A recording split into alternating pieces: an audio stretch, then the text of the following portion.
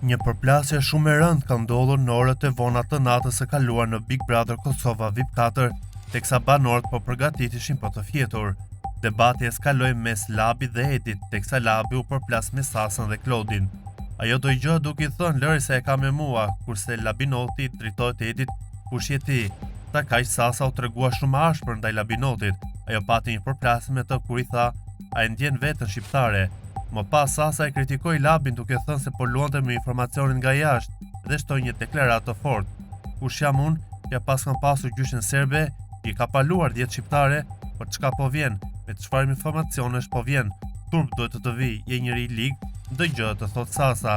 Deklarata asaj ka surprizuar shumë shikuese të cilët nuk u ndjen as pak krenar për ato që dëgjuan. Shumë kërkojnë dhe përjashtimin e saj nga formati Big Brotherit. Tani mbetet për të parë se si të trajtohet kjo situatë gjatë spektaklit të sotëm.